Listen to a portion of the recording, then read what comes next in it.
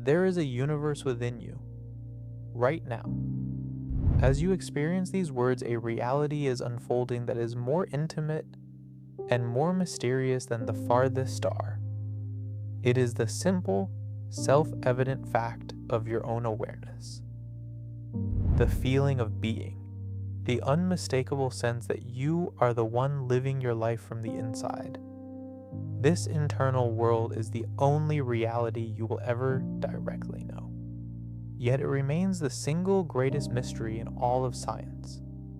We have split the atom, we have decoded the genome, and we have peered back to the dawn of time. The trillions of connections between them, the synapses are the wiring, and the electrochemical signals that flash between them are the code. Consciousness, according to this model, is simply what it feels like when this biological machine processes a colossal amount of information. It is the ghost that arises, predictably but mysteriously, from the intricate dance of the machine's gears. This classical view has been incredibly successful, forming the bedrock of modern neuroscience and allowing us to map the brain's functions with astonishing precision.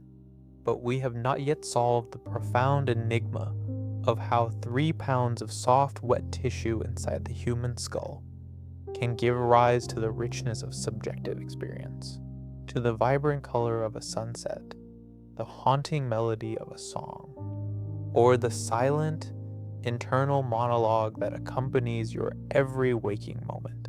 This is the ultimate question. What is consciousness?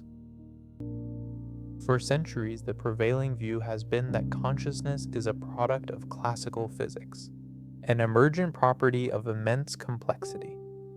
In this view, the brain is a biological computer of staggering power. Its 86 billion neurons, or nerve cells, are the processors. Why is there a feeling of sadness and not just the neural processing of negative information? Why is there an experience of the color red and not just the brain's registration of a specific wavelength of light? A sophisticated computer can process information about the world, but no one seriously suggests it has an inner life. It could, in theory, perform all the functions of a human being perfectly, responding to conversation and navigating the world, but with no awareness, no internal movie, no one home. We can see how the brain processes light, how it forms memories, and how it controls the body. But for all its power, the classical model leaves one fundamental question unanswered. Why does it feel like anything at all? This is the great chasm in our understanding, a puzzle so profound it has been dubbed the hard problem of consciousness. The easy problems involve explaining the brain's functions, how it can process data, react to stimuli, and control behavior. The hard problem is explaining why any of this processing should be accompanied by subjective, qualitative experience. A philosophical zombie.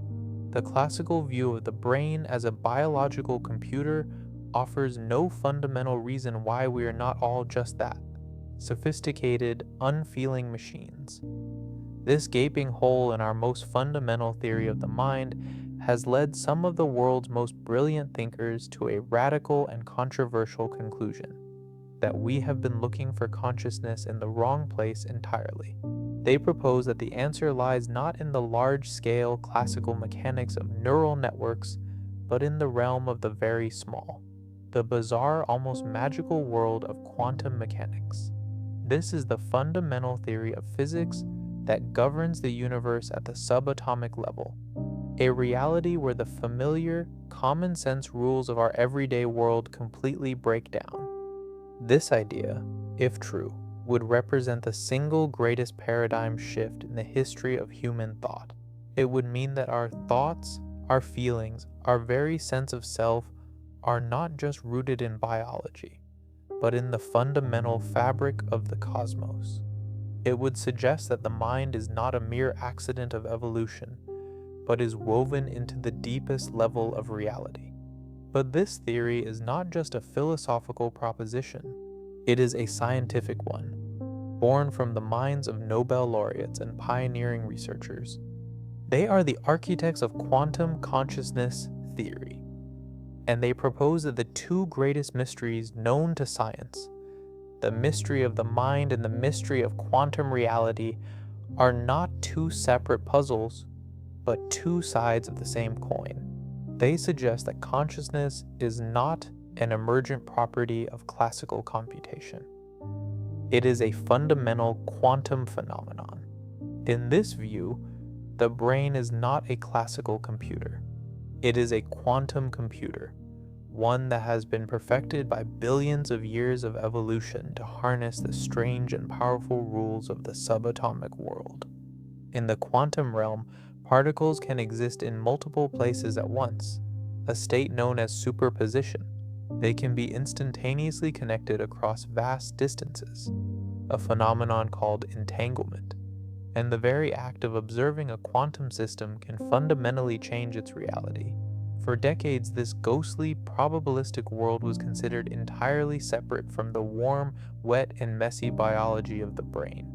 The consensus was that delicate quantum effects could never survive long enough in the chaotic environment of a living cell to play any significant role.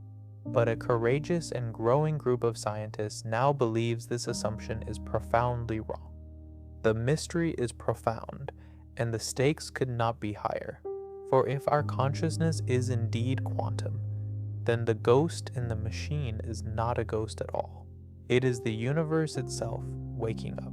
There is a universe contained entirely within you. At this very moment, as the light from your screen enters your eyes and the sound of these words reaches your ears, a reality is unfolding that is more intimate, more immediate, and vastly more mysterious than the farthest galaxy. It makes specific testable predictions about the biological machinery that might allow for quantum processes to occur inside our own neurons. It points to tiny, intricate protein structures within our brain cells, called microtubules, as the potential hardware for this quantum computation. And it offers a startling new explanation for the nature of our conscious moments, suggesting each one is the result of a quantum event, a collapse of infinite possibilities into a single concrete instant of experience. This is the journey we are about to embark on. A deep dive into one of the most daring and contentious ideas in modern science, an exploration of the evidence for and against the quantum mind. We will investigate the claims that our brains are quantumly entangled with the universe, that anesthesia works by disrupting quantum coherence, and that biology, at its very core, is a quantum phenomenon. The implications are staggering, touching everything from the nature of mental illness and the future of artificial intelligence to the ultimate question of whether consciousness can survive the death of the brain. We have successfully split the atom, releasing the energy of the stars. We have decoded the human genome, laying bare the blueprint of life itself. We have built telescopes that can peer back to the very dawn of time, but we have not yet come close to solving the profound enigma of how the 3 pounds of soft, gelatinous tissue inside the human skull, an intricate network of fat and protein, can give rise to the ineffable richness of subjective experience, to the specific and singular quality of the color red, the sorrow of a lost memory, the warmth of affection, or the silent, internal narrator that accompanies your every waking moment. It is the simple, self-evident, and utterly baffling fact of your own awareness. It is the feeling of being, the unmistakable and unprovable conviction that you are the central character in the story of your life, experiencing it from the inside out. This internal world, with its vibrant colors, its resonant emotions, its silent stream of thoughts, is the only reality you will ever directly know. And yet it remains the single greatest unsolved mystery in all of science. This is the ultimate question, the one that precedes all others. What is consciousness? For centuries, the dominant scientific paradigm has approached this question with a powerful and elegant, yet ultimately incomplete answer. The prevailing view has been that consciousness is a product of classical cause and effect physics, an emergent property that arises spontaneously from the sheer complexity of the brain's machinery. In this view, the brain is a biological computer of almost unimaginable power. This classical framework has been incredibly successful, forming the unshakable bedrock of modern neuroscience. It has allowed us to map the brain's functional architecture with astonishing precision, revealing the neural correlates of vision, language, memory, and emotion. But for all its explanatory power in detailing the functions of the brain, the classical model leaves one fundamental, gaping question unanswered. Why does all of this intricate processing feel like anything at all? This is the great chasm in our scientific understanding, a puzzle so profound and resistant to conventional explanation that the philosopher David Chalmers famously dubbed it the hard problem of consciousness.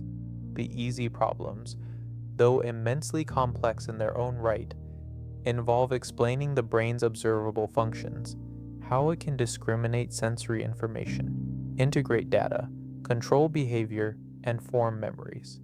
The hard problem is the mystery of why any of this objective third-person processing should be accompanied by a subjective, first-person qualitative experience. Why is there a feeling of intense joy, and not just the neural computation of positive stimuli that leads to smiling and laughter? Its 86 billion neurons are the organic processors, the wetware. The trillions of synaptic connections that wire them together form the most complex network known in the universe, and the ceaseless cascading flow of electrochemical signals that flash across these connections is the code. Consciousness, according to this classical model, is simply the grand holistic output of this system. It is the ghost that arises, predictably but inexplicably, from the intricate dance of the machine's gears. Why is there an experience of the taste of a strawberry, and not just the brain's successful identification of chemical compounds that leads to the behavior of swallowing? A sufficiently advanced classical computer could, in theory, replicate every observable function of the human brain. It could see, hear, talk, and navigate the world with perfect fidelity. But it would, by this model, have no inner life, no awareness, no one home. It would be a perfect philosophical zombie, and the classical view of the brain as a biological computer offers no fundamental reason why we are not all just that, sophisticated, unfeeling automata.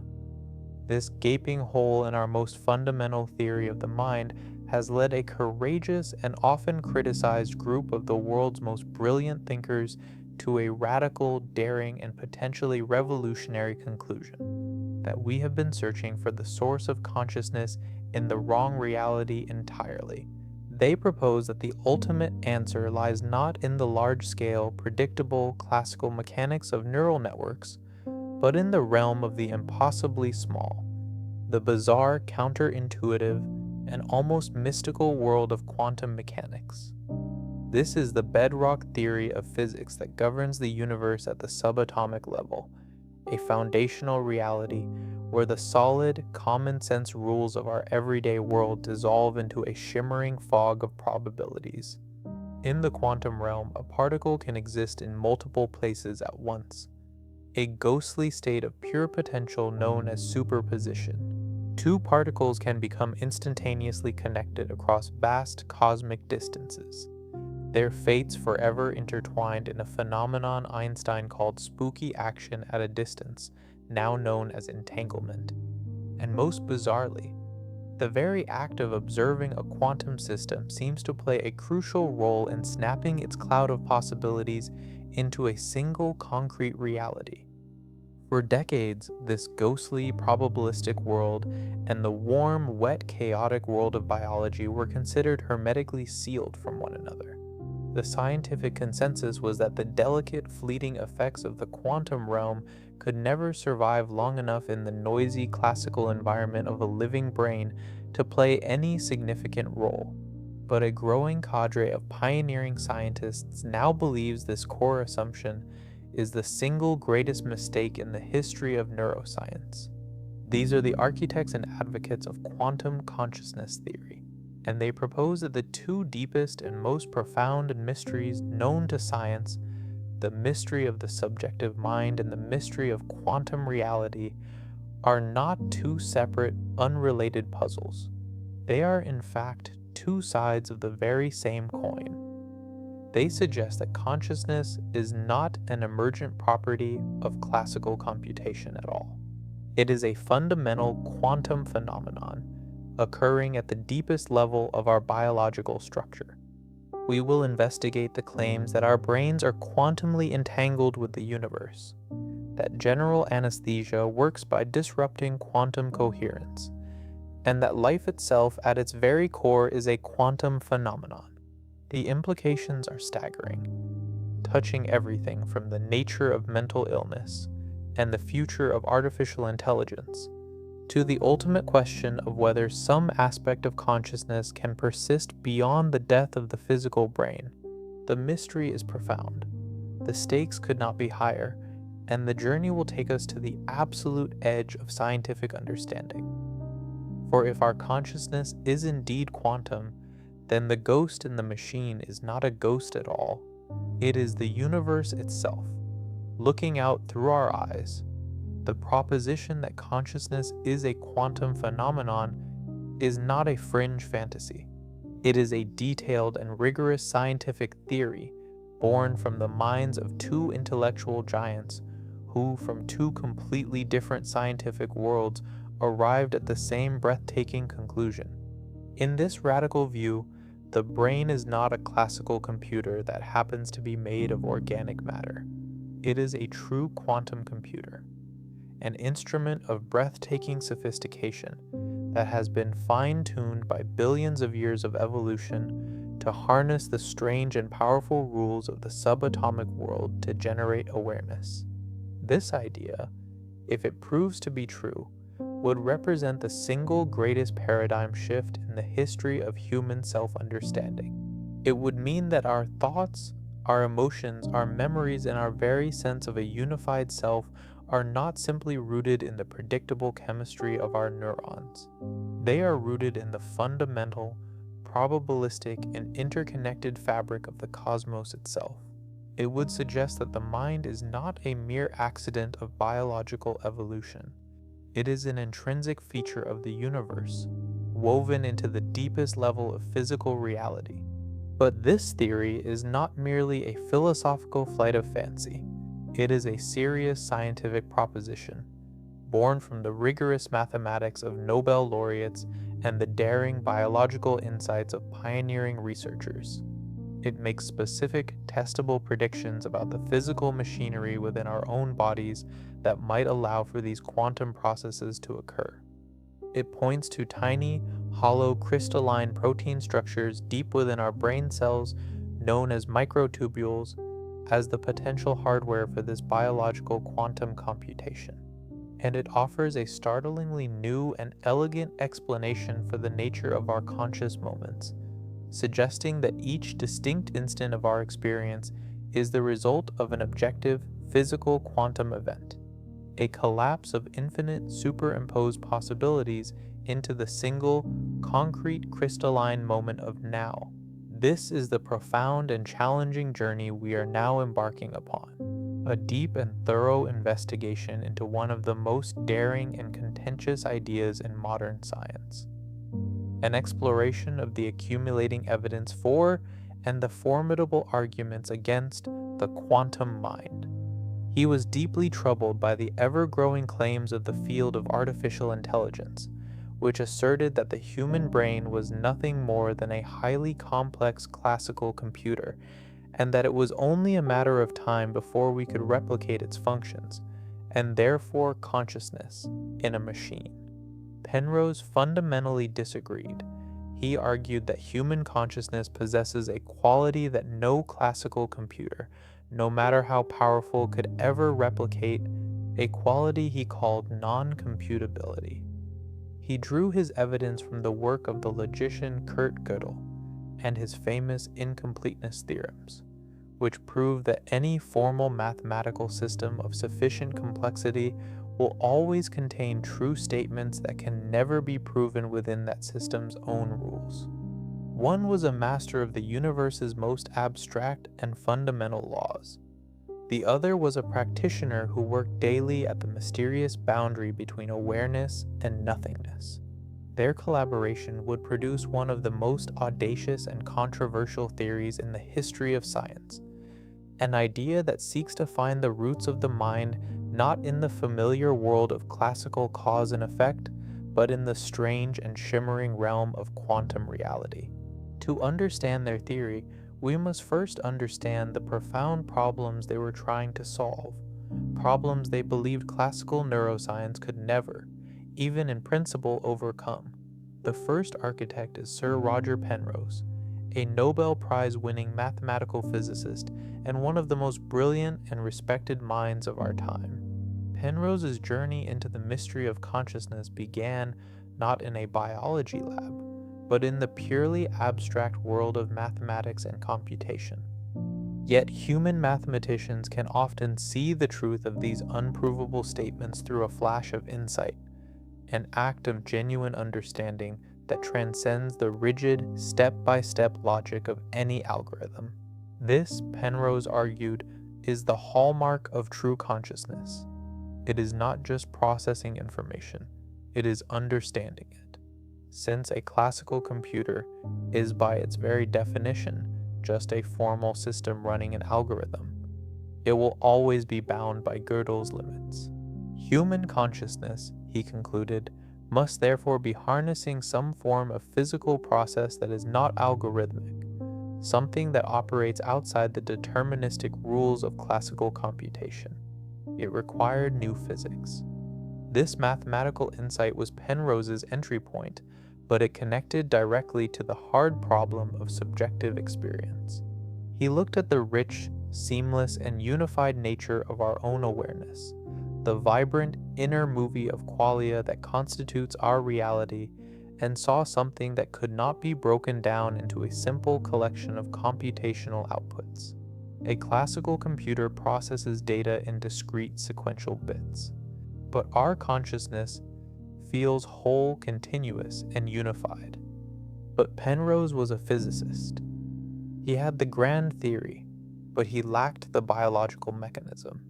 He needed a plausible location within the brain where these delicate quantum processes could occur, a specific type of biological hardware that could act as a quantum computer. He needed a neuroscientist. He found a partner in Dr. Stuart Hameroff, an anesthesiologist from the University of Arizona. Hameroff's entire career was a daily confrontation with the mystery of consciousness. His job was to guide patients into the void of unconsciousness and bring them safely back. He understood, in a practical and profound way, that consciousness was not a simple switch that was either on or off, but a delicate and complex state that could be precisely modulated and even erased by specific chemical molecules. You do not experience the red of a rose as a separate calculation from its scent or the feeling of its thorns. It is all part of a single, indivisible moment of experience. This unity, Penrose believed, was a profound clue. He proposed that the brain must be exploiting a physical phenomenon that is inherently holistic and non-local, a phenomenon that could bind together vast amounts of information into a single, coherent, and irreducible state. And the only place in the known universe where such a phenomenon exists is in the strange world of quantum mechanics, specifically in the quantum wave function, a mathematical description of a quantum system that exists in a superposition of all its possible states at once, a perfect, holistic unity of infinite potential. Consciousness, he dared to suggest, was the moment this quantum potential collapsed into concrete reality. He was fascinated by how general anesthetics worked. A wide variety of chemically unrelated gases could all produce the exact same effect, the complete annihilation of subjective experience. This suggested they were not acting on a specific chemical pathway, but on a more fundamental physical property of the brain's neurons. Hameroff's own research had led him to focus on a part of the neuron that mainstream neuroscience had largely ignored as being merely structural scaffolding: the cytoskeleton, specifically a network of exquisitely fine crystalline protein cylinders within every neuron called microtubules. Hameroff came to believe these microtubules were not just the passive bone structure of the cell. He saw them as the cell's central nervous system, an intricate internal information processing network capable of computation. They were, in his view, the true brains within the brain. When Penrose and Hameroff finally connected, they're two radically different worlds of research. The abstract mathematics of quantum gravity and the practical biology of anesthesia locked together like two perfect pieces of a puzzle. Penrose had the quantum theory but needed a biological home for it. Hameroff had the biological structure, the microtubules, but needed a physical theory to explain how they could generate consciousness. Together, they developed one of the most detailed and comprehensive and controversial theories of the mind ever proposed. They called it orchestrated objective reduction, or ORCH-A-O-R-G-A. The name itself is a dense summary of their entire model. The orchestrated part refers to the role of the microtubules. Hameroff proposed that the protein subunits of these microtubules, known as tubulin, could act as quantum bits, or qubits, capable of existing in a superposition of multiple states at once. That every quantum system in superposition creates a tiny blister or separation in the fundamental geometry of space-time itself. When this separation reaches a specific, objective threshold of mass and energy, it becomes unstable and collapses under its own gravitational influence, without the need for any conscious observer. This is objective reduction, a physical, real, and self-collapsing process, or Salwar theory. Therefore proposes that a moment of consciousness is this physical event. It is the self-collapse of an orchestrated quantum state in the microtubules of the brain. Each collapse selects a specific set of classical states from the quantum foam of infinite possibilities, creating a single, concrete, and irreversible moment of conscious experience. Your stream of consciousness, in this view, is not a continuous flow. It is a sequence of discrete quantum events, a series of space-time collapses occurring 40 to 50 times per second, creating the frames of your own internal movie. These quantum states would be orchestrated and processed by the microtubule network, which acts as a biological quantum computer, computing not just one reality, but multiple, superimposed realities simultaneously.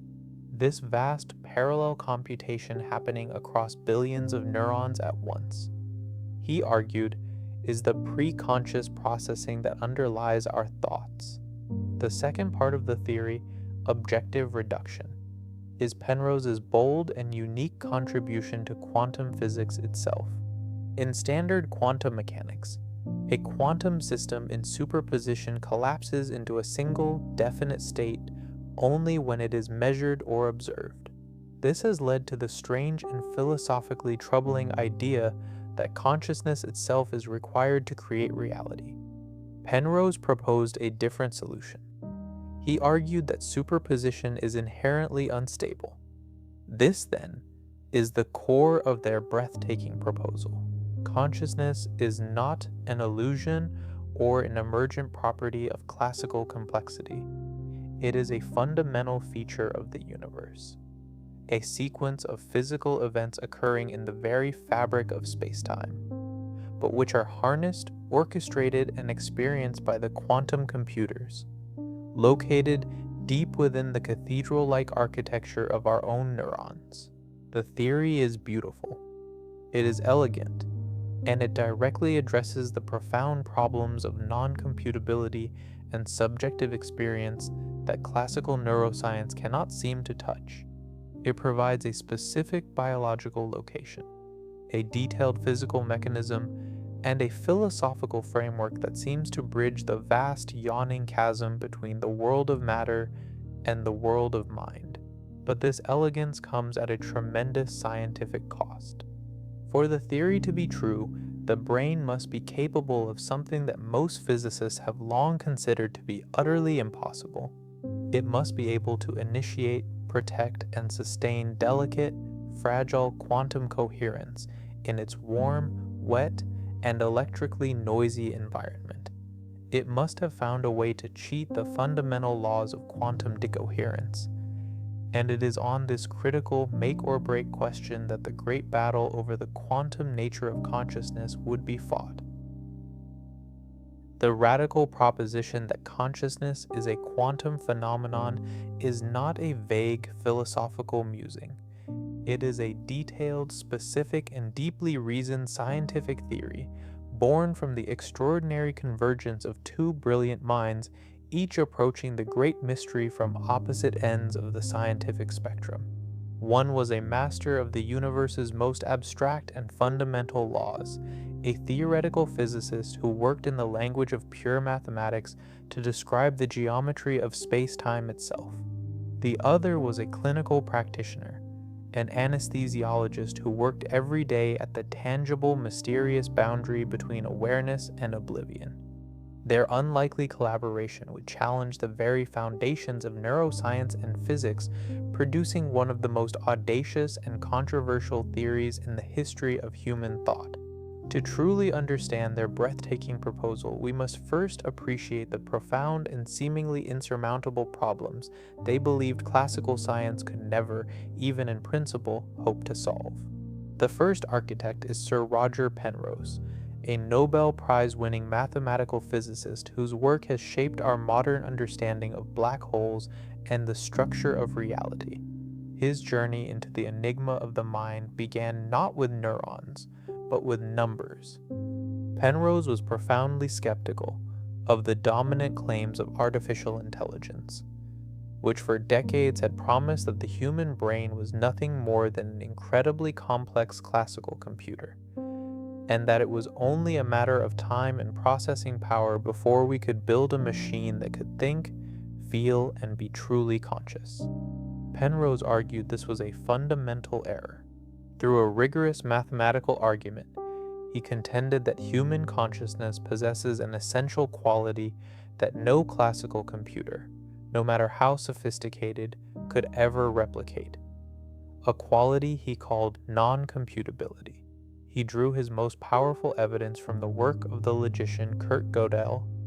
Gödel's incompleteness theorems proved that in any logical system complex enough to include basic arithmetic, there will always be statements that are true, but which can never be proven to be true using the system's own set of rules. The system is trapped by its own logic.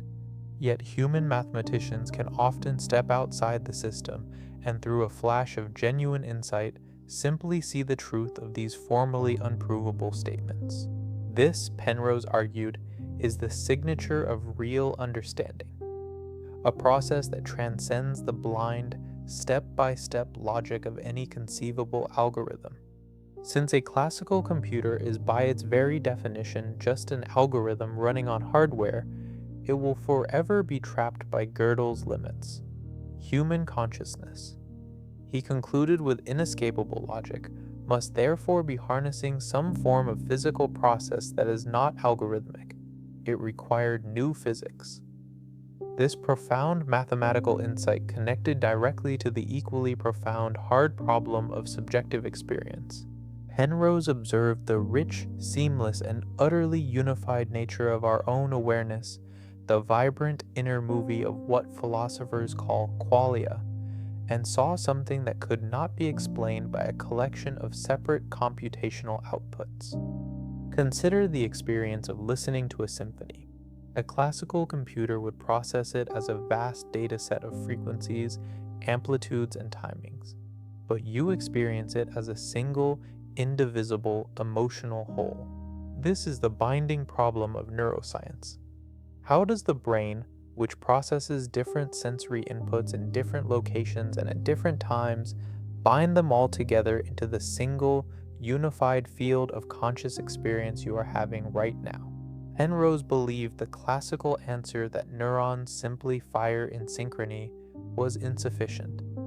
He proposed that the brain must be exploiting a physical phenomenon that is inherently holistic, non-local, and unified, and the only place in the known universe where such a phenomenon is found is in quantum mechanics, specifically in the quantum wave function, which describes a system as existing in a superposition of all its possible states at once.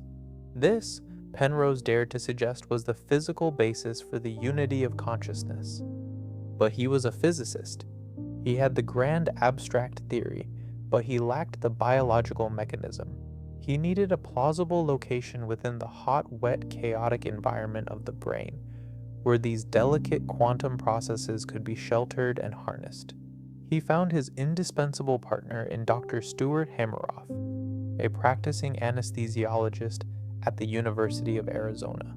Hameroff's entire professional life was a daily, practical confrontation with the mystery of consciousness. His job was to guide patients into the temporary void of non-existence, and then reliably bring them back. This unique vantage point gave him a profound appreciation for consciousness as a delicate physical process, one that could be switched off and on like a light. He was fascinated by the puzzle of general anesthesia, a vast array of chemically unrelated molecules, from simple noble gases like xenon to complex organic compounds, could all produce the exact same precise effect: the complete and total erasure of subjective experience. This suggested to Hameroff that they were not acting on a diverse set of chemical receptors, but on a single, more fundamental physical property of the brain's neurons. His own research led him to focus on a part of the neuron that mainstream neuroscience had long dismissed as mere structural scaffolding, the cytoskeleton. And within the cytoskeleton, he focused on a vast network of exquisitely fine, hollow, crystalline protein cylinders present in every neuron, microtubules. Hameroff came to believe these were not just the passive bone structure of the cell. He saw them as the cell's true nervous system, an intricate internal information processing network with a computational capacity that dwarfed the simple on or off firing of the neuron itself. When Penrose and Hameroff's research paths finally converged, their two radically different scientific worlds, the abstract mathematics of quantum gravity and the hands-on clinical biology of anesthesia, locked together with the force of revelation. Penrose had the quantum theory that required a biological sanctuary. Hameroff had the biological structure, the microtubules that required a fundamental physical theory to explain its mysterious role. Together, they constructed one of the most detailed, comprehensive, and fiercely debated theories of the mind ever proposed. They named it orchestrated objective reduction, or ORCH-AORR. The name itself is a dense and elegant summary of their entire model. The orchestrated part refers to the central role of the microtubules. Hameroff proposed that the individual protein subunits that make up the crystalline lattice of the microtubules, proteins known as tubulin, could act as quantum bits, or qubits, capable of existing in a quantum superposition of at least two different shapes simultaneously. He theorized that these quantum states would be orchestrated, processed, and become entangled with each other across the microtubule network, which would function as a sophisticated biological quantum computer, processing not just one reality, but a vast superposition of multiple potential realities at the same time. This immense parallel computation happening across the microtubule networks of billions of neurons at once is what ORC-R theory identifies as preconscious processing, the quantum foam of infinite potential from which our definite thoughts arise. The second part of the theory, objective reduction, is Penrose's bold and unique contribution to the foundations of quantum physics itself. In the standard interpretation of quantum mechanics, a system in superposition remains in that state of infinite potential until it is measured by a conscious observer, at which point it collapses into a single definite reality. This has led to the philosophically troubling idea that consciousness is required to create the universe. Penrose proposed a more elegant physical solution. He argued that every quantum superposition is a tiny separation, a bubble or blister, in the fundamental geometry of space-time itself. Drawing on Einstein's theory of general relativity, he calculated that when this separation of space-time reaches a specific, objective threshold of mass and energy, it becomes unstable and collapses under its own gravitational influence without the need for any external observer. This is objective reduction, a physical, real, and self-collapsing process. ORC-R theory, therefore, makes a breathtaking claim. A moment of conscious experience is this physical event. It is the self-collapse of an orchestrated quantum state in the microtubules of the brain.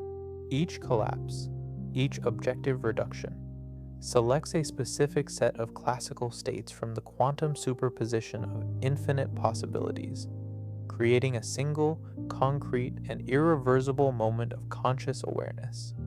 Your seemingly continuous stream of consciousness, in this view, is actually a sequence of discrete quantum events, a series of these space-time collapses occurring perhaps 40 to 50 times per second, each one constituting a single indivisible frame in the movie of your own internal reality. This, then, is the beautiful, intricate, and deeply challenging core of their proposal. Consciousness is not an illusion, nor is it an epiphenomenon of classical complexity.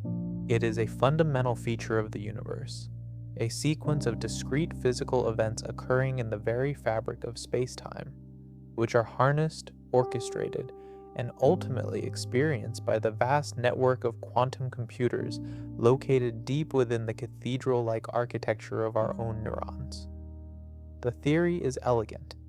It directly addresses the profound problems of non-computability, the unity of experience, and the mystery of qualia that classical neuroscience struggles to explain.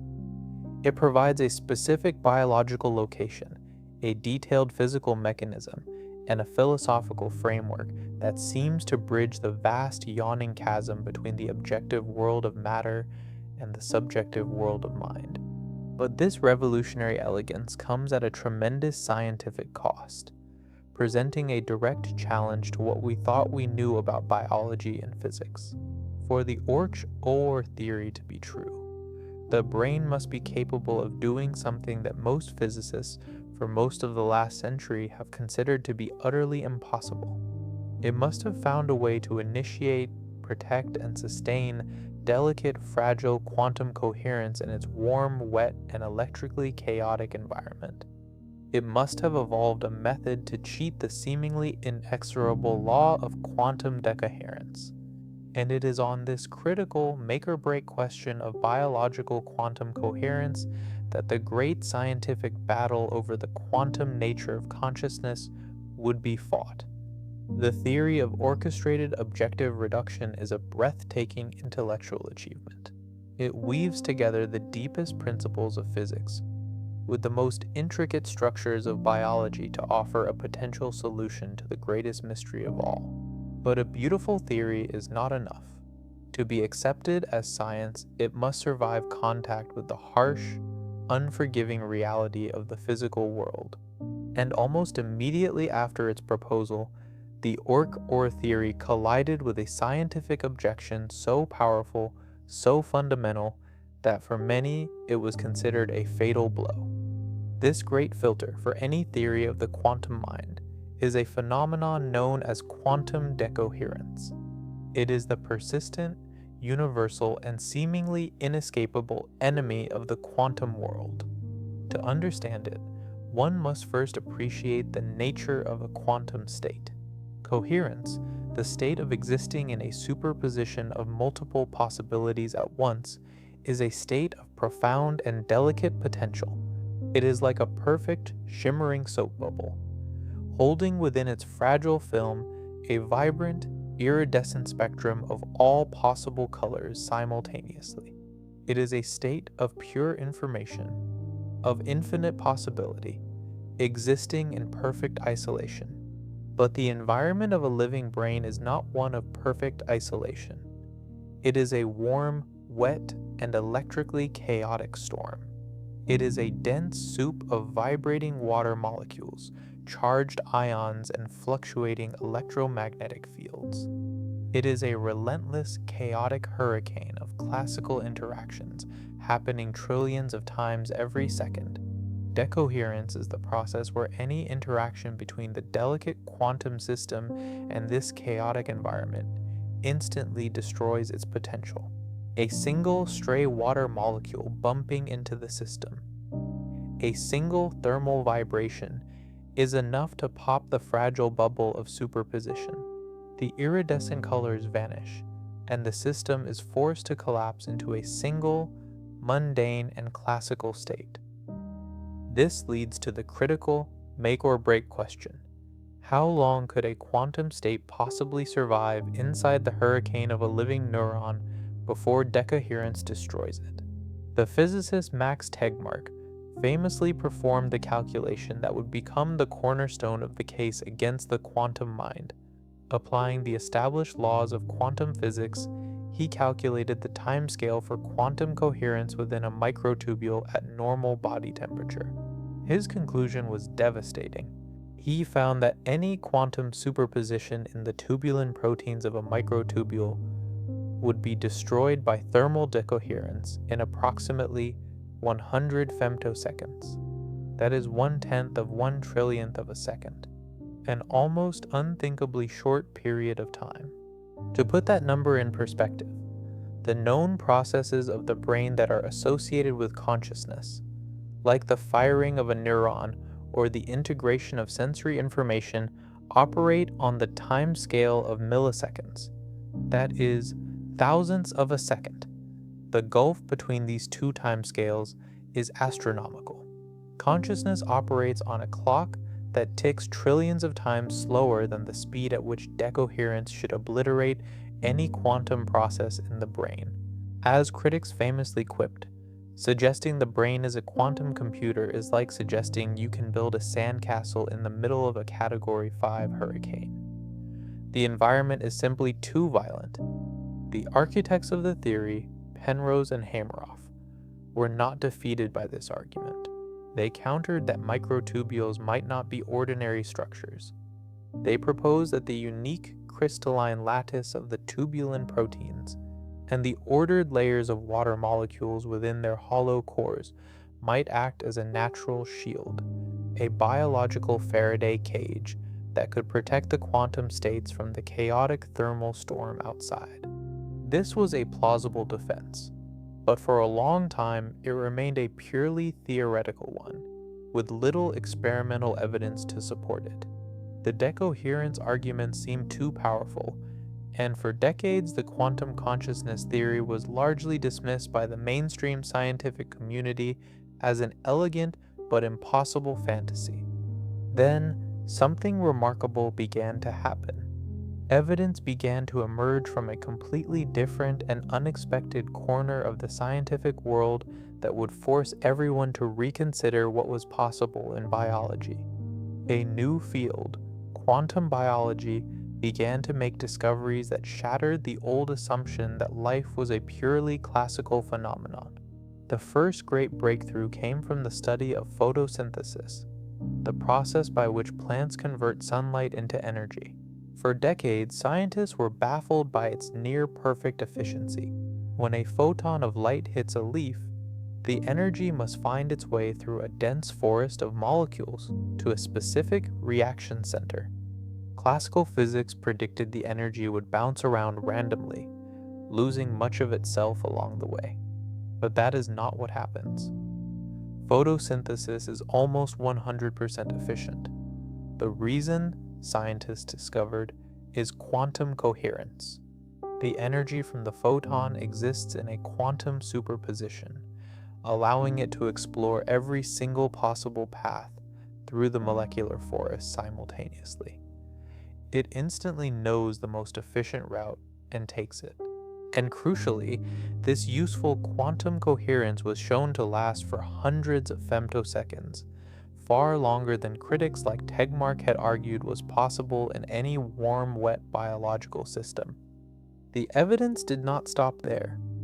Another stunning discovery came from the study of avian navigation.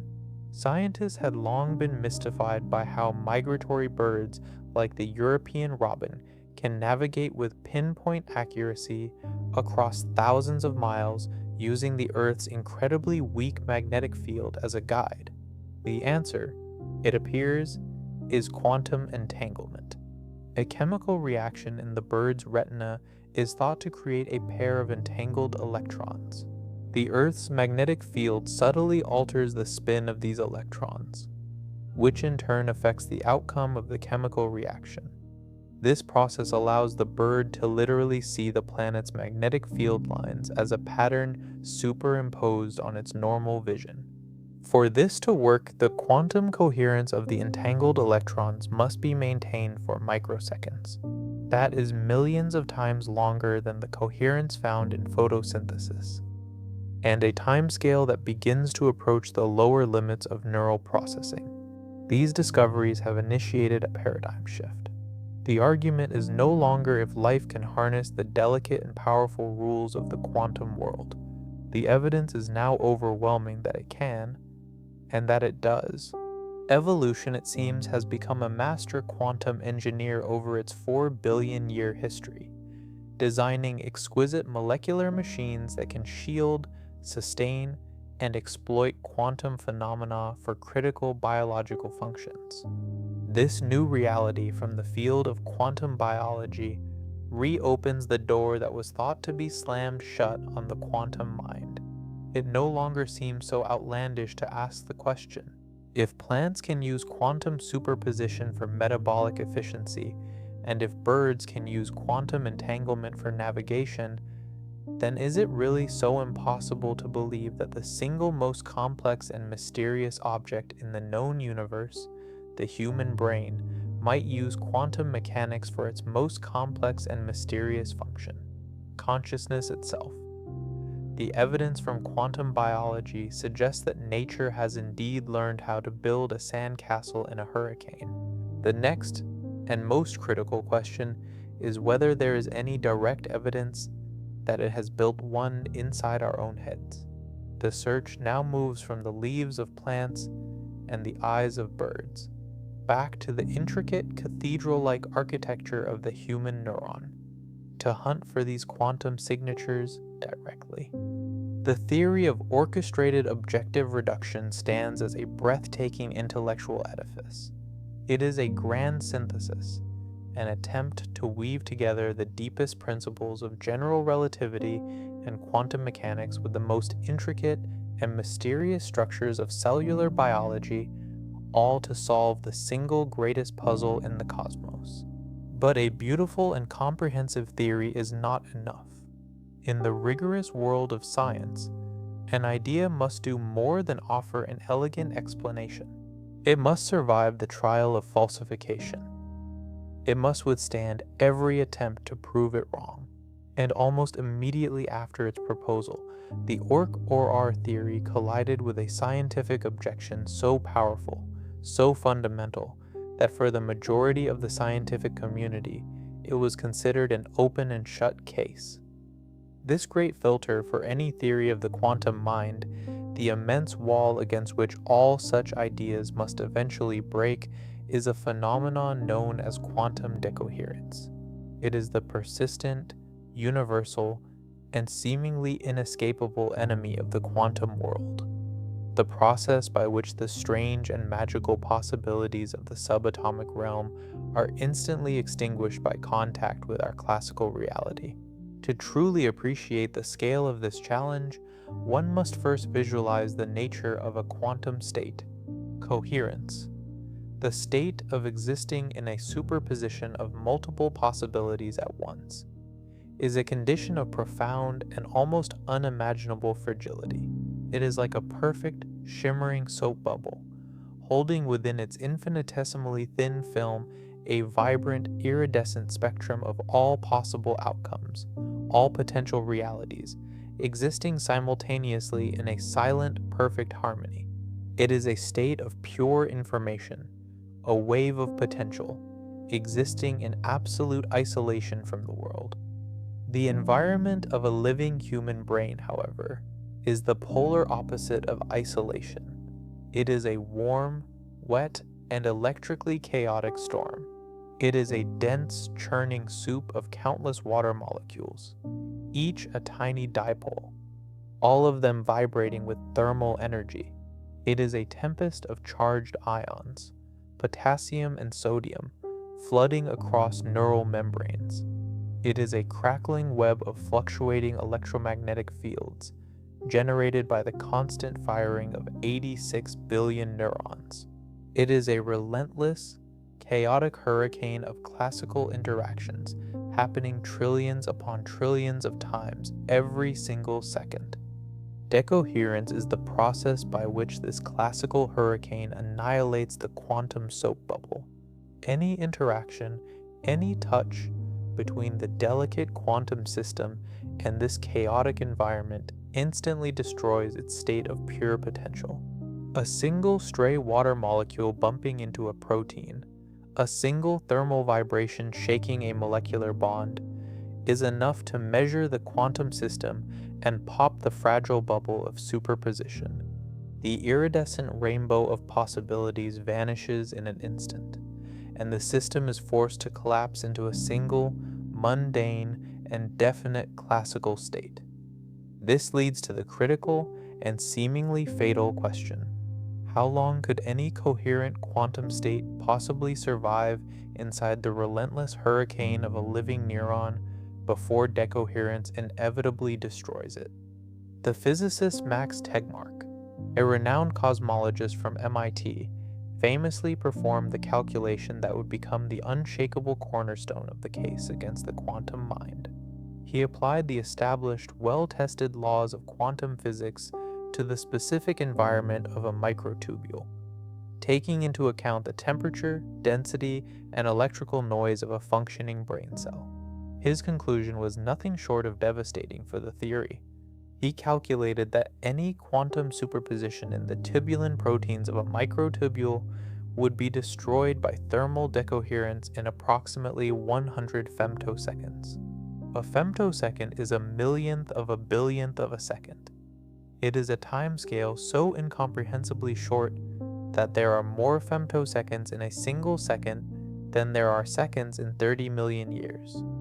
To place that number in a biological context, the known processes of the brain that correlate with conscious thought, like the firing of a neuron or the binding of sensory information, operate on the timescale of milliseconds, that is, thousandths of a second, a timescale trillions of times longer than the calculated survival time of a quantum state. The gulf between these two clocks is almost beyond imagination. As critics famously and repeatedly quipped, suggesting the brain is a quantum computer that performs useful computations in this environment is like suggesting you can build a stable, intricate sandcastle in the middle of a Category 5 hurricane. The environment is simply too violent, too chaotic, too fundamentally hostile to the delicate order required for quantum computation. The architects of the theory, Penrose and Hameroff, were not so easily defeated. They had anticipated this objection, and they countered that microtubules might not be ordinary biological structures. They proposed that the unique, almost crystalline lattice of the tubulin proteins combined with the layers of ordered water believed to exist within their hollow, shielded cores, might form a natural sanctuary, a biological Faraday cage that could isolate the quantum states from the chaotic thermal storm raging just outside. This was a plausible and intelligent defense, but for a long time it remained a purely theoretical one, an unproven assertion with little direct experimental evidence to support it. The decoherence argument seemed too robust, too grounded in the fundamental laws of physics, and for decades the quantum consciousness theory was largely dismissed by the mainstream scientific community as an elegant, then something remarkable, and for many, completely unexpected, began to happen. Hard, experimental evidence started to emerge from a completely different and seemingly unrelated corner of the scientific world. This evidence would force a wholesale reevaluation of what was considered possible in biology. A new revolutionary field, quantum biology, began to make discoveries that shattered the old, dogmatic assumption that life was a purely classical phenomenon.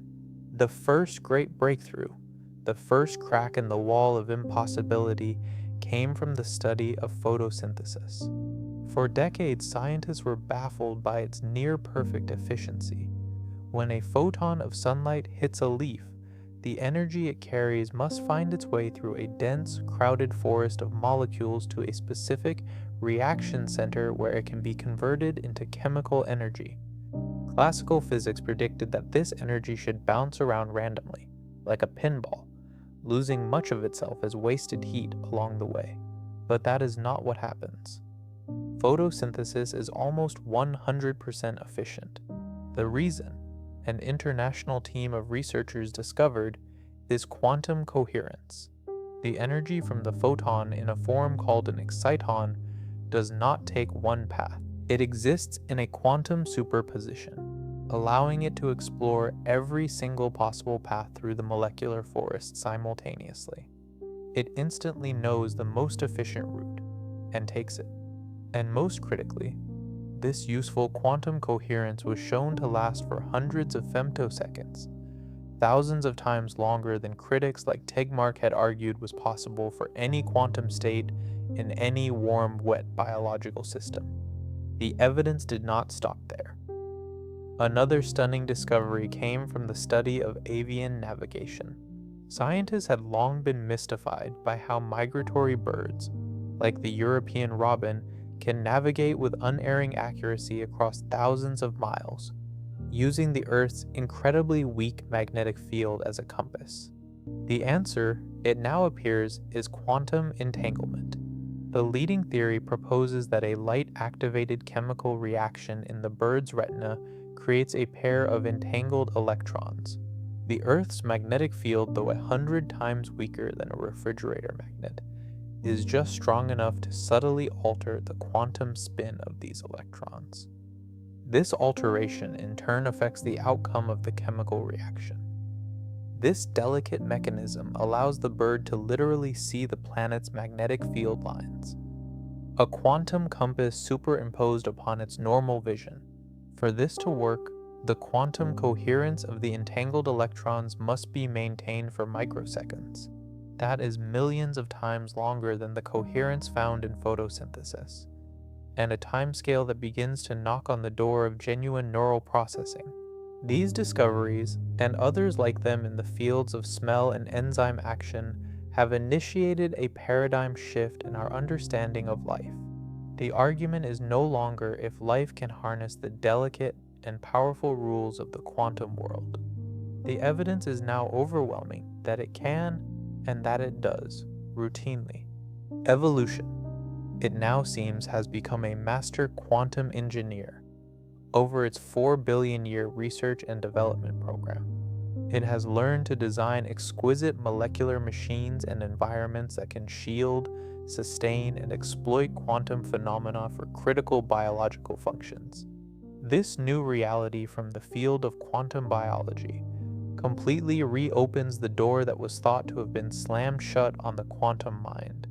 It no longer seems so outlandish or impossible to ask the question, If plants can use quantum superposition for metabolic efficiency, and if birds can use quantum entanglement for navigation, then is it really so fundamentally impossible to believe that the single most complex and mysterious object in the known universe, the human brain, might use quantum mechanics for its most complex and mysterious function, consciousness itself? The discoveries in quantum biology have not proven that consciousness is quantum, but they have successfully demolished the primary argument that it is impossible. The hurricane, it seems, may not be as destructive as we once thought, and nature, it turns out, is a brilliant architect of sandcastles. The next and most critical question is whether there is any direct evidence that it has built one inside our own heads. The search now moves from the leaves of plants and the eyes of birds back to the intricate cathedral-like architecture of the human neuron, to hunt for these quantum signatures directly. The revolutionary discoveries in the field of quantum biology provided a crucial lifeline to the beleaguered theory of the quantum mind. They did not prove that consciousness is quantum, but they powerfully refuted the primary argument that it was impossible.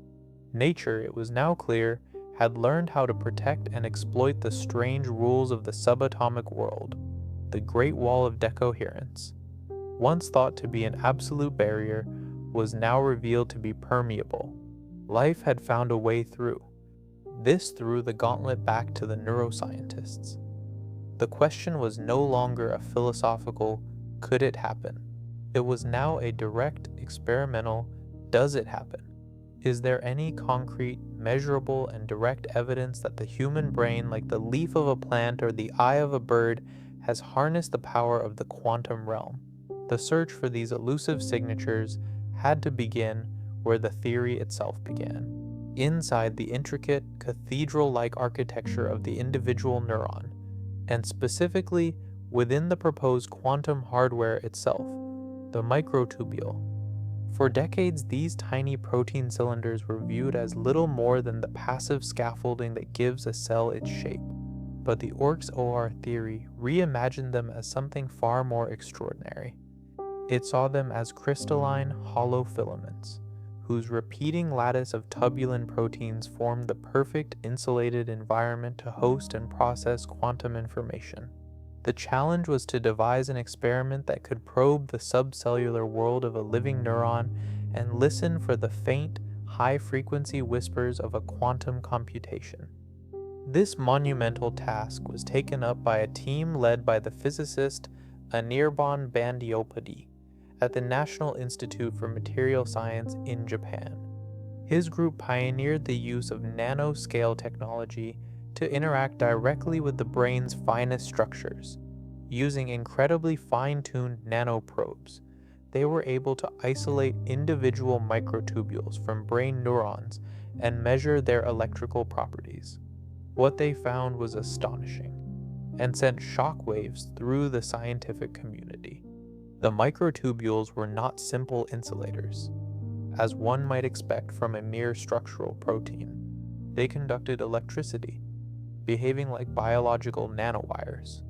But the truly remarkable discovery was that they did not conduct electricity in a simple, linear fashion. Instead, they exhibited distinct, resonant vibrations at specific frequencies. These were not the slow, classical vibrations of a heated molecule. They were coherent oscillations in the megahertz and even gigahertz range, a frequency that is billions of cycles per second. These were the first tantalizing experimental hints of quantum coherence in the brain's own machinery. The high-frequency resonances were consistent with the tubulin proteins acting in a coordinated quantum state, processing information collectively, rather than as a disorganized collection of individual molecules. The next step in the experiment was even more profound. The team introduced various anesthetic molecules to the vibrating microtubules. If the or-situ theory was correct, these molecules should disrupt the quantum resonances. That is precisely what they observed. The application of anesthetic drugs dampened, and in some cases, completely erased, the high-frequency quantum oscillations. This finding provided a direct, plausible, and physical mechanism for how general anesthesia might work. It suggested that these drugs do not just affect the classical firing between neurons. They reach deeper into the subcellular machinery and detune the quantum computations within the microtubules, effectively switching off consciousness at its most fundamental physical level. Naturally, these groundbreaking results were met with intense skepticism. The primary criticism was that the experiments were performed in vitro, that is, on microtubules that had been extracted from neurons and placed in a controlled laboratory setting. Critics argued that this sterile environment was nothing like the chaotic, dynamic interior of a living cell. They contended that in a real, functioning neuron, the delicate resonances observed by Bandiopadhyay's team would be instantly washed out by the noise of biology. The criticism was valid, proving that these quantum effects persist in the far more complex environment of a living cell was the necessary next step, and it was a step that proved to be incredibly difficult, with different laboratories reporting conflicting and often irreproducible results. Some research teams, using fluorescent dyes and advanced microscopy to study microtubules within living cells, did report evidence of high-frequency vibrations consistent with the initial findings. But the evidence that these vibrations were truly quantum in nature, rather than just very fast classical vibrations, was more inferential and less direct. The smoking gun remained elusive. This has led proponents of the theory to broaden their perspective. They suggest that looking for a single, sustained quantum signal may be the wrong approach. Instead, they propose that these microscopic quantum vibrations could be the hidden engine driving the much larger, slower, and more familiar electrical rhythms of the brain. Our brains are constantly producing waves of synchronized electrical activity, which we can measure with an electroencephalogram or EEG. These brain waves, with familiar names like alpha, beta, and gamma rhythms, have long been known to be the primary correlates of conscious states. The ultra theory offers a radical new interpretation of these brainwaves. It suggests they may be the classical beat frequency that emerges from the interference patterns of the much faster quantum computations happening at the microtubule level. It is like listening to the deep, slow hum of a massive factory. That audible, low-frequency sound is the macroscopic result of the complex interplay of thousands of high-speed gears, pistons, and engines working deep within the machinery. In the same way, the slow, classical EEG rhythms we associate with consciousness might be the audible hum of the brain's hidden quantum engine. We are left, then, with a tantalizing but incomplete picture. We have strong, direct, but controversial evidence from isolated microtubules that they possess remarkable quantum-like properties. We have some suggestive but inconclusive evidence of similar effects in living cells, and we have a grand, overarching theory that attempts to connect these microscopic quantum events to the large-scale electrical symphony of the conscious brain. But is this enough? The critics remain deeply unconvinced. They argue with considerable force that classical neuroscience has its own powerful and well-supported explanations for brainwaves and consciousness. Explanations that require no spooky quantum mechanics at all. The great battle for the mind now moves from the single microtubule to the entire brain. Can the classical model of the brain as a vast, interconnected neural network account for all the mysteries of consciousness? Or are there still phenomena, still aspects of our own experience that defy all explanation without a quantum component? The revolutionary discoveries in quantum biology swung open a door that mainstream science had long considered sealed and locked. The argument of impossibility, the claim that the warm, wet chaos of life was fundamentally incompatible with the delicate order of the quantum world, had been powerfully challenged. Nature, it was now evident, had somehow learned to harness the strange and potent rules of the subatomic realm. Life had found a way. This profound revelation shifted the entire landscape of the debate. The question was no longer a philosophical, could it happen? It had become a direct, experimental, and urgent, does it happen? Is there any concrete, measurable, and direct evidence that the human brain, the most complex object in the known universe, has also learned this quantum trick? The search for these elusive signatures had to begin where the theory itself was born, deep inside the intricate cathedral-like architecture of the individual neuron, and specifically within the proposed hardware of the quantum mind itself, the microtubule. For decades, these tiny, hollow protein cylinders were dismissed as the cell's passive scaffolding, the simple struts and beams that give a neuron its shape. But the Orke-Auer theory reimagined them as something far more extraordinary. It saw them as self-organizing crystalline lattices, whose repeating grid of tubulin proteins formed the perfect, insulated, and almost engineered environment to host and process quantum information. The monumental challenge was to devise an experiment, sensitive enough to listen for the faint, high-frequency whispers of a quantum computation happening within this subcellular world. A world thousands of times smaller than the width of a human hair. This task was taken up by a team led by the physicist Anirban Bandyopadhyay at the National Institute for Material Science in Japan. His group pioneered the use of cutting-edge nanotechnology to physically interact with the brain's finest structures. Using exquisitely sensitive nanoprobes and scanning tunneling microscopes, they were able to isolate individual microtubules that had been extracted from neurons and directly measure their electrical properties. The results of these experiments were astonishing and sent ripples of excitement and controversy through the scientific community. The microtubules were not the simple insulators that one would expect from a mere structural protein. They were discovered to be exceptional electrical conductors behaving like biological nanowires that could efficiently transmit energy. But the truly remarkable discovery was that they did not conduct this energy in a simple, linear fashion. Instead, they exhibited distinct, coherent, and synchronized resonant vibrations at specific high frequencies, in the megahertz and even gigahertz range, billions of cycles per second. These were not the slow, random jostlings of heated molecules. These were coordinated, collective oscillations, as if the entire structure was humming like a perfectly tuned musical instrument.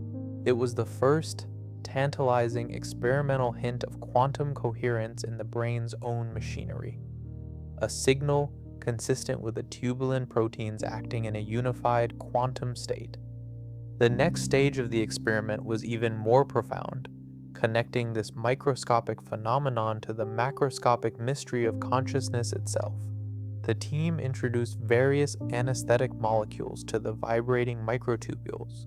The result was a stunning confirmation of a key prediction of the Orke-Auer theory.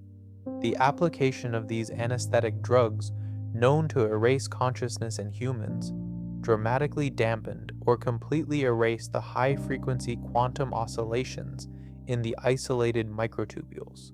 This finding provided a direct, plausible, and physical mechanism for how general anesthesia might actually work.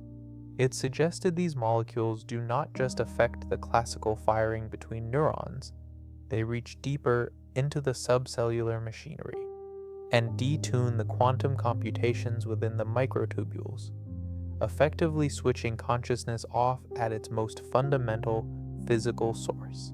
Naturally, these groundbreaking results were met with an immediate and powerful wave of scientific skepticism. The primary and most significant criticism was that the experiments were performed in vitro, that is, on microtubules that had been extracted from neurons and isolated in a pristine, controlled laboratory setting. Critics rightfully argued that this sterile environment was nothing like the dynamic, crowded, and chaotic interior of a living cell. Taking a microtubule out of its native environment, they contended, is like taking a fish out of water and then claiming its behavior on a dry lab bench is representative of how it swims in the ocean. This criticism was amplified by the replication crisis. The gold standard of scientific truth is that an experiment's results must be reproducible by other independent laboratories.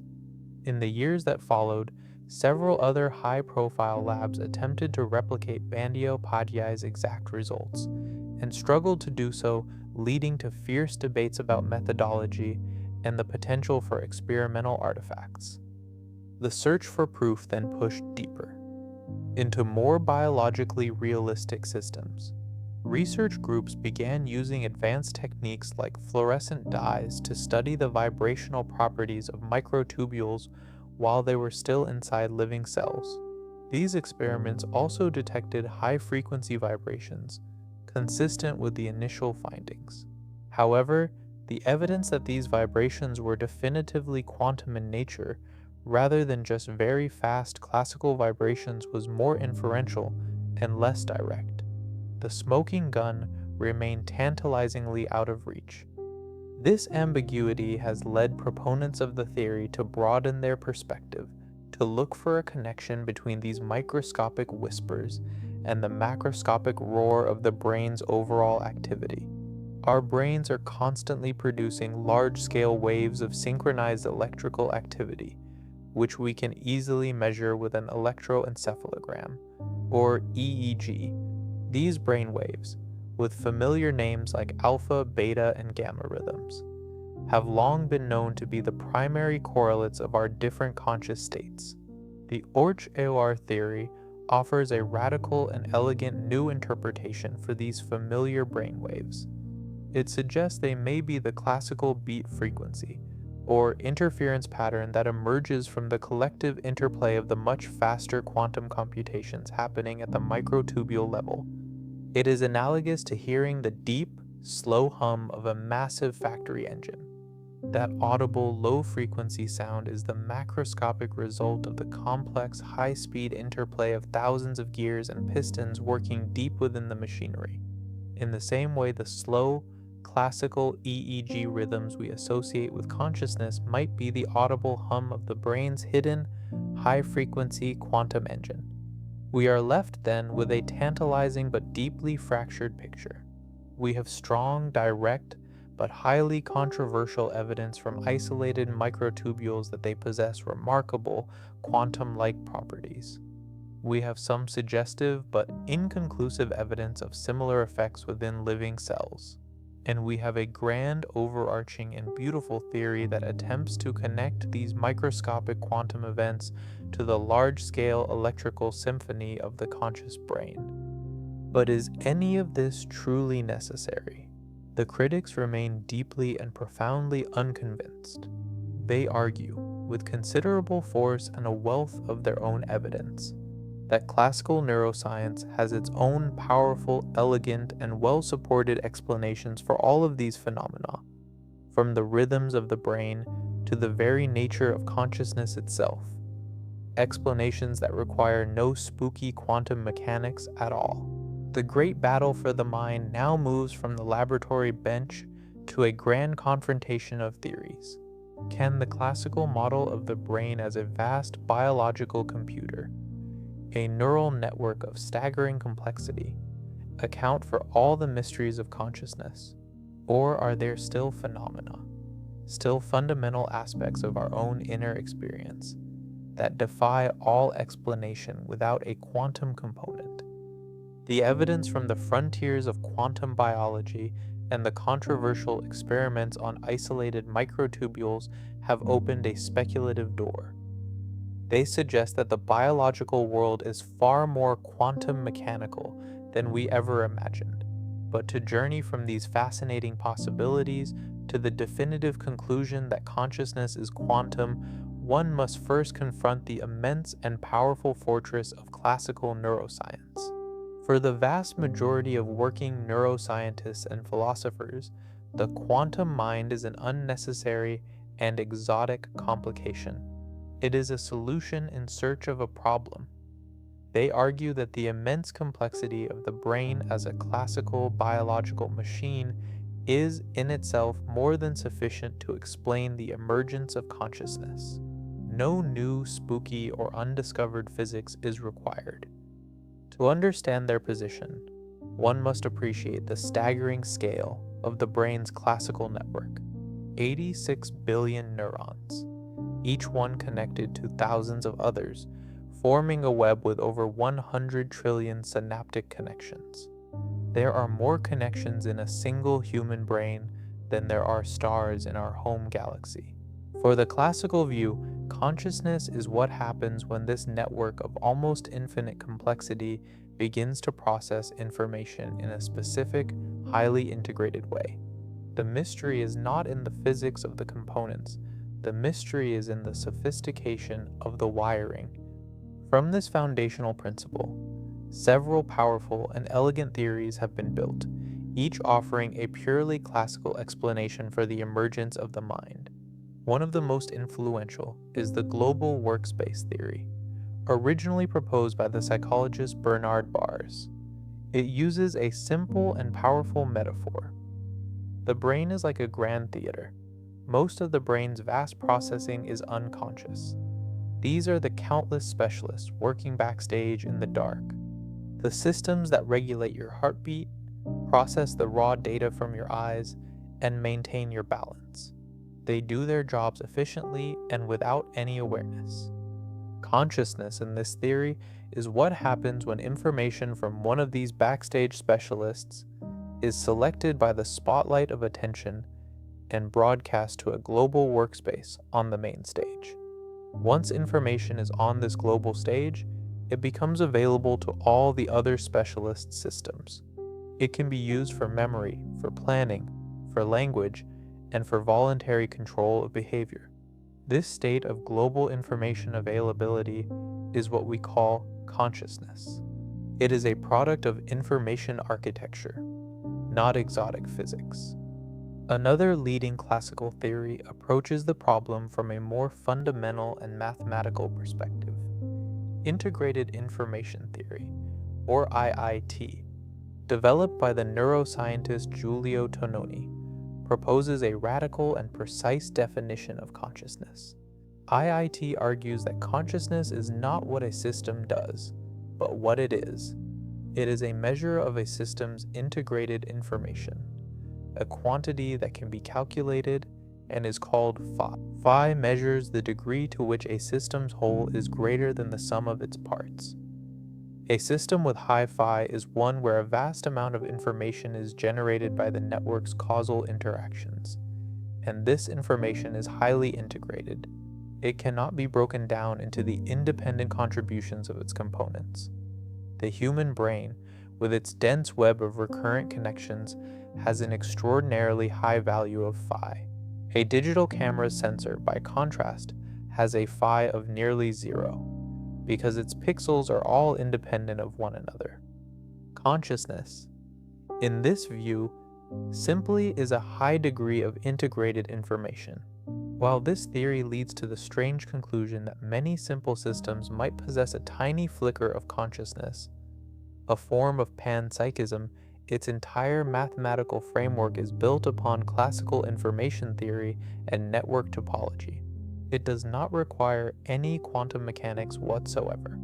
These classical theories also offer direct counter-arguments to the problems that Penrose and others claim they cannot solve. Take the binding problem, the mystery of how our brain combines different sensory inputs into a single, unified experience. The classical solution is temporal binding through synchronized neural oscillations. The theory posits that all the different groups of neurons that are processing a single object, its color, its shape, its motion, its sound, will all fire their classical electrical signals in synchrony, at the same rhythm. It is this shared rhythm, particularly in the high-frequency gamma band, that binds the disparate pieces of information together into a unified whole, without any need for quantum entanglement. And as for the hard problem of subjective experience, or qualia, the classical view argues that it is a misunderstanding of what the brain is doing. The redness of red, in this view, is simply the brain's unique, intricate, and high-dimensional pattern of neural activity that represents its internal model for the wavelength of light we call red. While this does not fully explain the subjective feeling, proponents of the classical model argue that this feeling is not a separate, magical property. It is the information itself, as represented by the state of an incredibly complex network. They believe the mystery will ultimately be solved by a deeper understanding of this network's complexity, not by invoking a quantum ghost in the machine. The immense power of this classical paradigm cannot be understated. Its theories are directly testable. Neuroscientists can measure neural synchrony, map the pathways of information that constitute the global workspace, and correlate patterns of brain activity directly with conscious reports from human subjects. This work has immense predictive power. It is the basis for life-saving technologies, from diagnosing states of coma to building the first generation of brain-computer interfaces that allow paralyzed individuals to communicate and interact with the world. And perhaps most importantly, these classical theories are scientifically parsimonious. They are built upon the known, established, and well-understood principles of biology and classical physics. They do not require the invention of new, unproven biological mechanisms for shielding quantum states from a hostile environment. For most scientists, the classical fortress stands strong, and the quantum theories appear to be an elaborate and unnecessary assault upon its walls. It seems then that the case might be closed. Classical neuroscience appears to have robust, testable, and sufficient explanations for the phenomena of consciousness, seemingly rendering the quantum hypothesis an exotic and fascinating, but ultimately redundant complication. But are these classical theories truly complete? Do they really solve the hard problem of subjective experience, or do they simply redefine it as a feature of information processing? Are there still profound aspects of human experience, like the nature of creativity, the flash of intuition, and the very perception of the flow of time, that still escape the classical algorithmic net? Despite the power and success of the classical model, there may yet be deep cracks in the foundations of this fortress. And it is in these cracks, these lingering mysteries that defy conventional explanation, that the quantum hypothesis finds its most fertile and resilient ground. The echoes of quantum mechanics found in the hidden corners of the biological world have opened a speculative and exciting door. They suggest that what was once thought impossible might be, in fact, a fundamental part of life. But to journey from these fascinating possibilities to the definitive conclusion that consciousness itself is quantum, one must first lay siege to the immense, formidable, and well-defended fortress of classical neuroscience. For the vast majority of working neuroscientists, cognitive scientists, and philosophers of mind, the quantum consciousness theory is not seen as a revolutionary breakthrough. It is viewed as an unnecessary and exotic complication, a solution of breathtaking complexity for a problem they believe is already well on its way to being solved. They argue with considerable force that the almost unimaginable complexity of the brain as a classical biological machine is in itself more than sufficient to explain the emergence of even the most profound aspects of consciousness. No new spooky or undiscovered physics is required. The magic is in the wiring. To truly appreciate the strength of their position, one must first stand in awe of the staggering scale of the brain's classical network.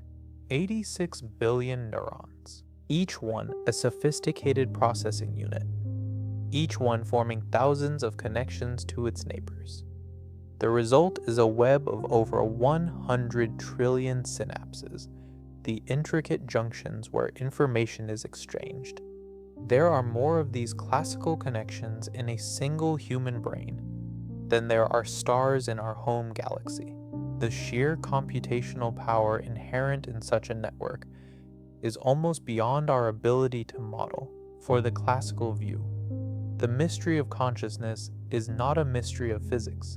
It is a mystery of organization. From this foundational principle, what could be called the complexity theses, several powerful and elegant theories have been constructed, each offering a purely classical, non-quantum explanation for the emergence of the mind. One of the most influential and intuitive of these is the global workspace theory, originally proposed by the psychologist Bernard Bars.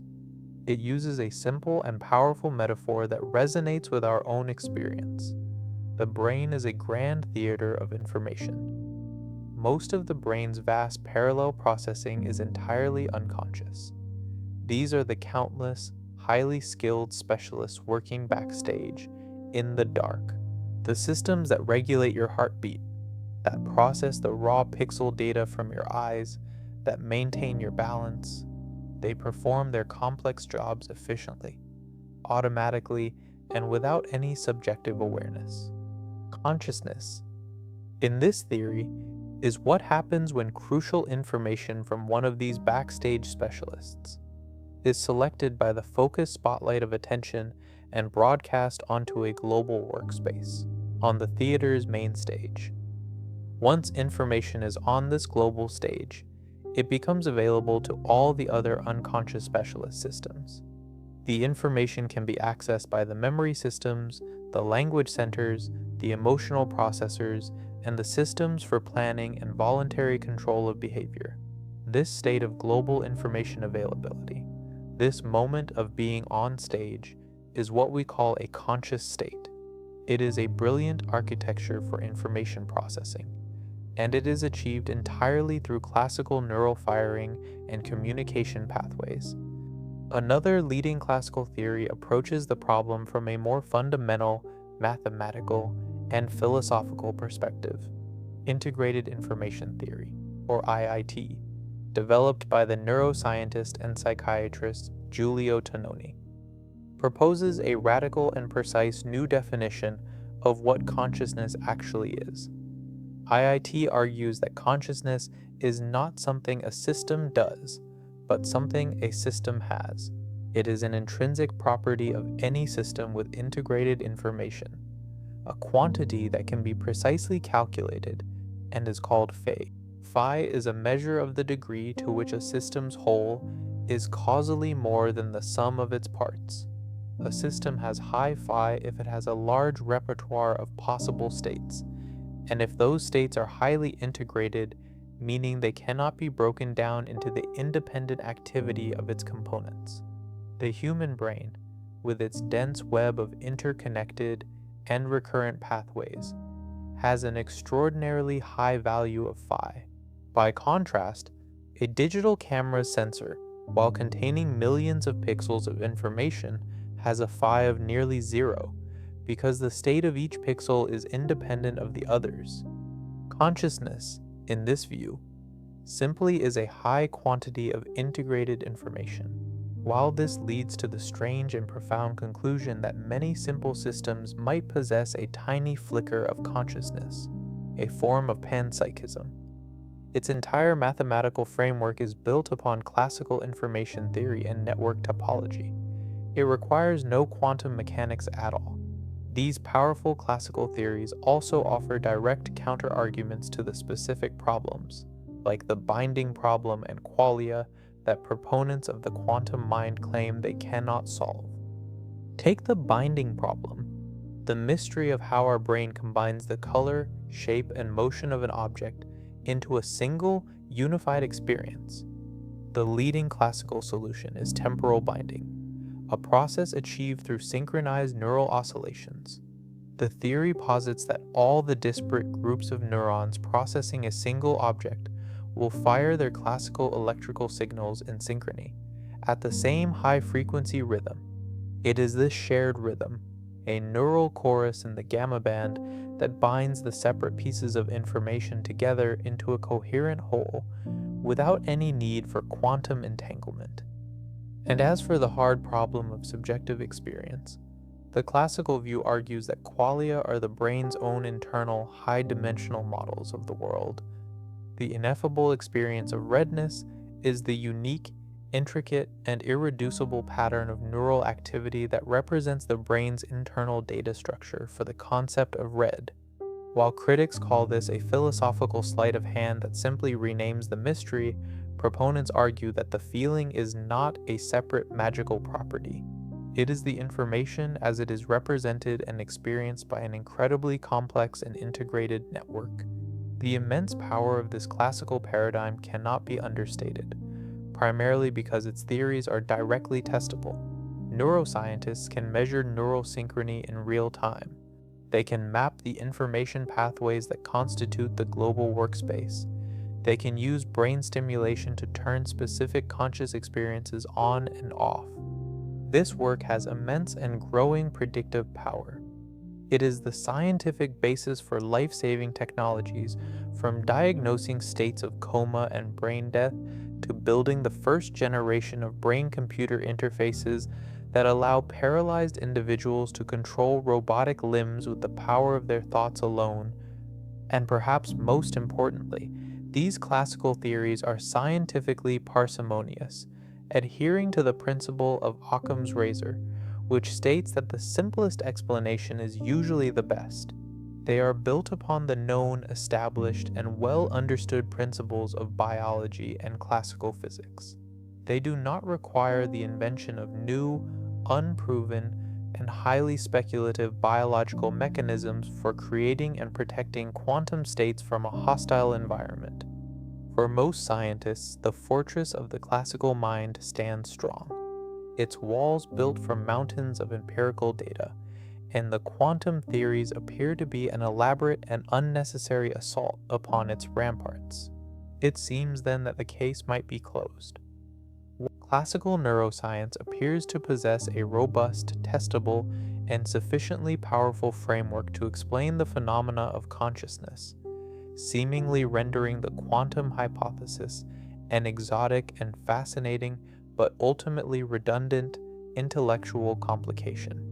But are these classical theories, for all their power, truly complete? Do they really solve the hard problem of subjective experience? Or do they simply redefine it as a feature of sufficiently complex information processing, a move that still fails to explain why information should feel like anything from the inside? Are there still profound aspects of human experience, like the spontaneous flash of creative insight, the non-algorithmic nature of intuition, or the very subjective feeling of the passage of time and the moving now, that still escape the classical computational net? Despite the profound successes and the intellectual might of the classical model, there may yet be deep and persistent cracks in the foundations of this fortress. These are the anomalies, the lingering mysteries of the mind that do not neatly fit into the standard model. And it is in these cracks, these phenomena that defy conventional explanation, that the quantum theory, against all odds, finds its most resilient and most powerful foothold. The fortress of the classical mind is an impressive and formidable structure, built upon the solid bedrock of known physics and biology. Its walls are reinforced with mountains of empirical data from a century of neuroscience. Theories like the global workspace and integrated information provide powerful, intuitive, and testable explanations for many of the functions of the conscious brain. For many, this fortress is a completed project, a definitive account of the mind. But our journey now requires us to become inspectors of this grand edifice. We must walk its perimeter, tap its foundations, and search for the subtle hairline cracks in its logic, the anomalies that do not quite fit, the aspects of our own undeniable experience that the classical computational model struggles to explain. For it is in these deep and persistent fissures that the quantum theory, against all odds, finds its most resilient and powerful foothold. The first, and perhaps most significant of these cracks, appears when we consider the nature of genuine understanding. The classical model posits that the brain is a computer, and that thinking is a form of computation. But a computer, by its very nature, does not understand. It manipulates symbols according to a set of rules, an algorithm.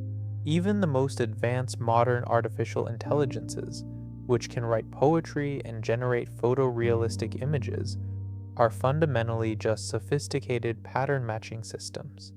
They have analyzed vast oceans of human-created data and have learned to produce statistically probable outputs.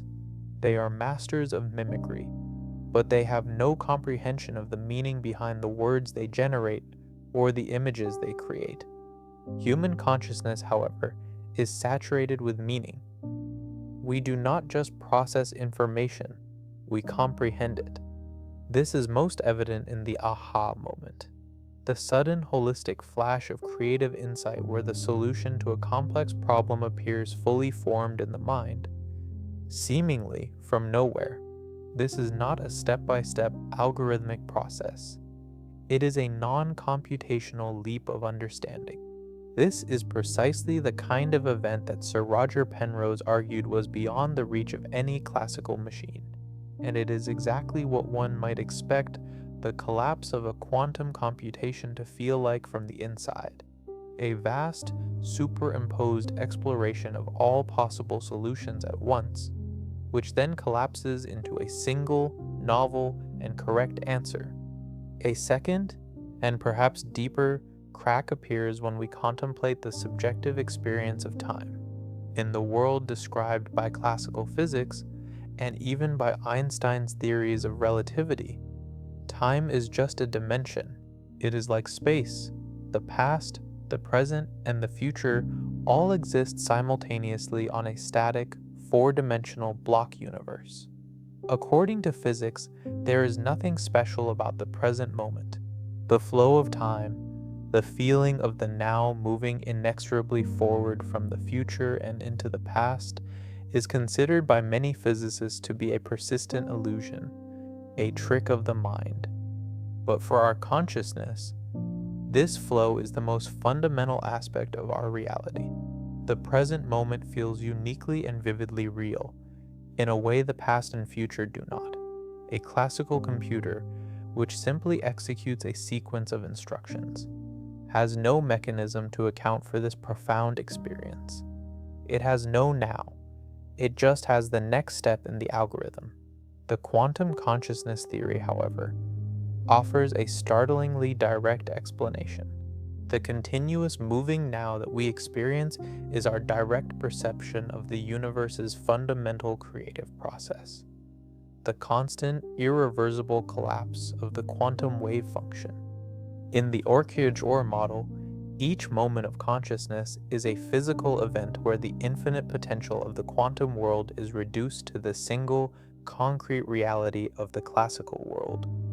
Our conscious experience of time's arrow may be a direct glimpse into the engine of creation, the process by which reality itself unfolds, moment by quantum moment.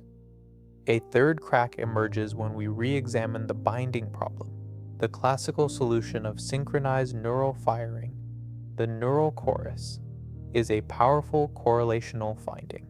When we have a unified experience, our neurons do indeed fire in synchrony. But correlation is not causation. This leaves open a profound chicken and egg question. Do the neurons firing together cause the unified experience? Or does a pre-existing unified conscious state cause the neurons to fire together? The quantum hypothesis proposes the latter. It suggests that the instantaneous unity of conscious experience is the primary reality, a result of a single, unified quantum state that spans across vast regions of the brain. The synchronized firing of the neurons is merely the classical shadow, the downstream effect of this underlying quantum coherence. It is like asking why every member of a vast orchestra plays in perfect time. Is it because they are all listening intently to one another, a classical network of communication? Or is it because they are all watching a single, unseen conductor, a shared source of information? The quantum theory suggests that consciousness is the conductor, not just the orchestra, And finally, we arrive at the deepest and most unsettling crack of all, the one that threatens to dissolve the very boundary between the mind and the physical world, the measurement problem in quantum mechanics. For over a century, physics has grappled with a profound mystery. A quantum system remains in a ghostly state of superposition, a wave of all possibilities, until the moment it is measured or observed. At that instant, it collapses into a single, definite state. The pioneers of quantum theory, like John von Neumann, were forced to conclude that the consciousness of the observer was somehow inextricably linked to this process, that the physical world remains in a state of pure potential until a conscious mind interacts with it, forcing it to become real. This is not a fringe idea. It is a foundational puzzle of physics, and it presents a suspicious coincidence of breathtaking proportions. The two greatest mysteries in science are, first, how a physical system like the brain produces a non-physical mind, and second, how a non-physical mind seems to produce a physical reality by collapsing a quantum wave function.